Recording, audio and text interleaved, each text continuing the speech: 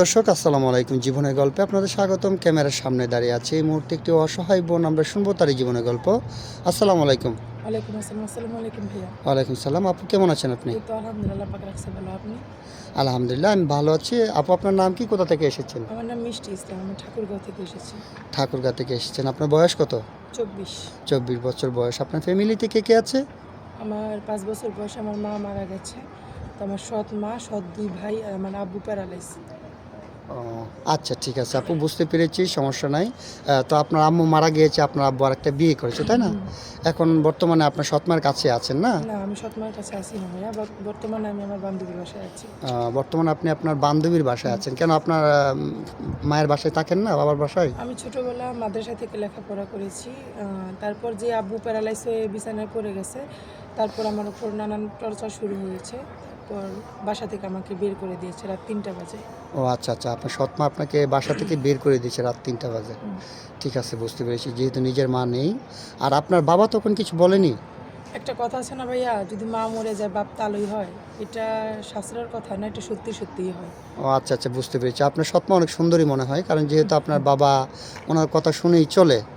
তারপরে প্রত্যেকটা বাবারই উচিত যে নিজের সন্তানকে কেয়ার করা। সৎমায়ের প্রতি আসক্ত হয়ে আপনাকে কষ্ট দিয়েছে, এটা উনি ঠিক করে নাই। আচ্ছা যাক, সেটা ওনার ব্যক্তিগত ব্যাপার, ওইটা নিয়ে আমি কথা বলতে চাচ্ছি না। তো আপু, এখন আপনি আমাদের ক্যামেরার সামনে কী জন্য আসছেন সেটা একটু বলবেন। ভাইয়া, আমি আপনাদের ক্যামেরার সামনে আসছি এই জন্য, আজকে যদি আমি নিজে নিজে বিয়ে করি তো সে ছেলে যে আমাকে দুদিন পরে ছেড়ে চলে যাবে না তার কোনো গ্যারান্টি নেই।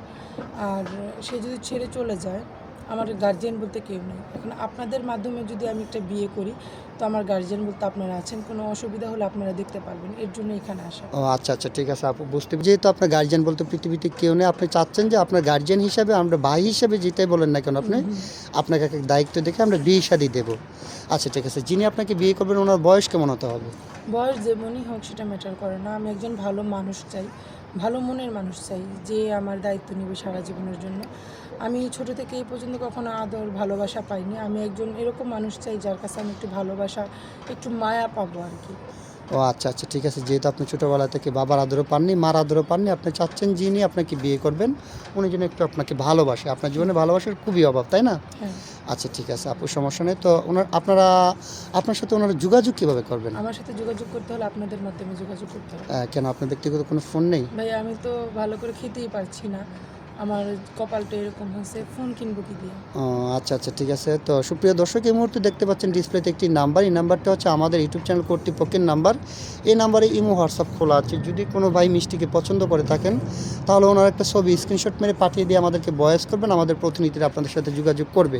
কেউ অযথা অডিও কল ভিডিও কল দিয়ে বিরক্ত করবেন না। আচ্ছা ঠিক আছে মিষ্টি আপু, আপনি যোগাযোগের মাধ্যমের ব্যবস্থা আমরা করে দিতে পারবো ইনশাল্লাহ, কিন্তু কারোর সাথে প্রতারণা করবেন না তো? ভাইয়া, আমি ছোটো থেকে অনেক কষ্ট করে বড় হয়েছি, তো কাউকে কষ্ট দিলে তারও এরকমই কষ্ট লাগবে আমার যেমন হয়েছে। আমি কখনো প্রতারণা করবো না। যে আমাকে ভালোবেসে মেনে নেবে তাকে আমি সারা জীবন আগলে ধরে বেঁচে থাকবো।